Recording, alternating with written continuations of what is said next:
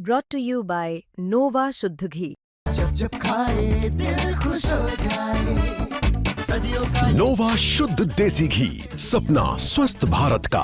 I love घी। गुस्सा होकर नारेबाजी करना, प्रदर्शन करना, कागज उछालना, ये सब सड़क से लेकर संसद में, विधानसभाओं में हो चुका है। सुप्रीम कोर्ट ऑफ इंडिया गुस्सा जताने, विरोध जताने की जगह कभी नहीं रहा, लेकिन चीफ जस्टिस बी.आर. गवई की कोर्ट में ऐसा कुछ हो गया जो पहले कभी नहीं हुआ।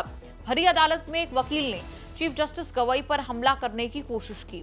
लाइव लॉ की रिपोर्ट के मुताबिक आरोपी ने सनातन धर्म का अपमान नहीं सहेगा हिंदुस्तान जैसे नारे लगाते हुए विरोध जताने के लिए चीफ जस्टिस की ओर जूता फेंकने की कोशिश की। कोर्ट रूम में मौजूद सिक्योरिटी स्टाफ ने वकील को ऐसा करने से पहले ही पकड़ लिया। सीजे गवई पूरी घटना के दौरान शांत बैठे रहे। कोर्ट में कामकाज चलता रहा।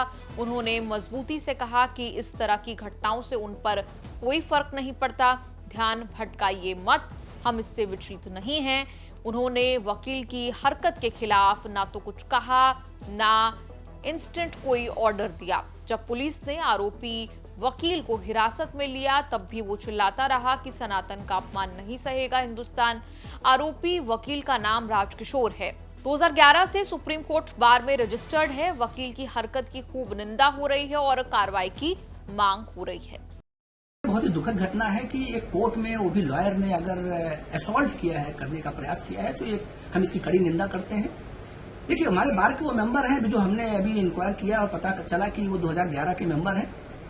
बट बहुत ही दुखद घटना इसलिए हम कह सकते हैं कि जो पता चला कि लॉर्ड विष्णु के मैटर्स में उसमें जो कमेंट आया था ऑनरेबल सीजीआई का, उसी पे ही उन्होंने ऐसा प्रयास किया है। तो ये बहुत ही दुखद घटना है, हम इसकी कड़ी निंदा करते हैं और अगर ये घटना सच है तो एक्शन होना चाहिए।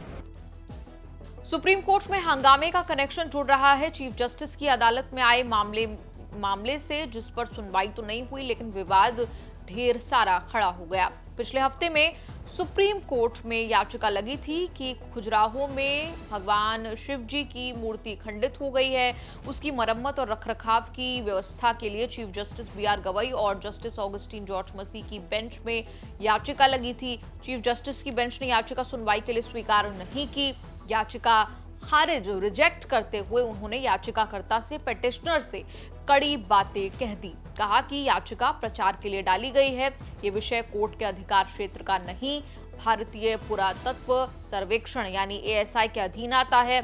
खजुराहो के जिस परिसर खंडित विष्णु मंदिर है वहीं शिवलिंग भी है। चीफ जस्टिस ने याचिकाकर्ता से कह दिया कि अगर याचिकाकर्ता शैव धर्म के विरोधी नहीं हैं तो वे वहां जाकर पूजा कर सकते हैं।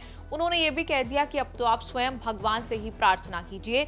आप कहते हैं कि आप भगवान विष्णु के कट्टर भक्त हैं, तो अब उन्हीं से प्रार्थना कीजिए। कुल मिलाकर चीफ जस्टिस गवई ने याचिका नहीं सुनी, बल्कि 4 बातें सुनाकर याचिकाकर्ता को खाली हाथ भेज दिया। याचिका खारिज करते हुए उन्होंने जो कहा उस पर विवाद छिड़ा है। उन्हें हिंदू धर्म विरोधी बताने से लेकर न जाने क्या क्या कहा जा रहा है। कई वकीलों ने गवई के कमेंट से नाराज होकर चिट्ठी लिखी। बाद में विवाद शांत करने के लिए चीफ जस्टिस ने कहा कि वो सभी धर्मों का सम्मान करते हैं। सरकार के सॉलिसिटर जनरल तुषार मेहता ने भी चीफ जस्टिस का समर्थन किया।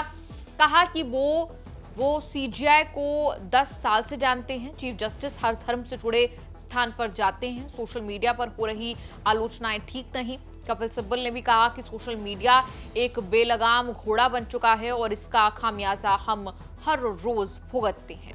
मध्य प्रदेश में है खजुराहो, जहां खजुराहो स्मारक में जावरी मंदिर में है भगवान विष्णु की 7 फुट ऊंची मूर्ति। खजुराहो स्मारक का रखरखाव ASI करता है। जिस खंडित मूर्ति को लेकर शिकायत हुई थी वो हाल फिलहाल में नहीं टूटी। याचिकाकर्ता के दावे के मुताबिक मुगल आक्रमणों के द्वारा मूर्ति तोड़ी गई थी। सरकार से इस पुनर्स्थापित करने के लिए बार बार अनुरोध करने के बावजूद कुछ नहीं हुआ। याचिकाकर्ता ने कहा कि मूर्ति की पुनर्स्थापना से इनकार करना श्रद्धालुओं के पूजा के मौलिक अधिकार का उल्लंघन है। खजुराहो पर जजमेंट के फौरन बाद एक और विवाद हो गया। गवई का पूरा परिवार कांग्रेस से जुड़ा रहा है। उनके पिता बी.आर. गवई तो अब नहीं है, लेकिन मां कमलताई सामाजिक कामों में एक्टिव हैं। 5 अक्टूबर को आरएसएस के अमरावती के इवेंट में मां कमलताई को बुलाने से एक और विवाद खड़ा हुआ। विवादों और बयानबाजियों से इतनी आहत हुई कि कमलताई को कहना पड़ा कि वो आरएसएस के इवेंट में नहीं जाएंगी। आपका इस रिपोर्ट पर क्या कुछ कहना है, कमेंट्स में लिखकर जरूर बताएं।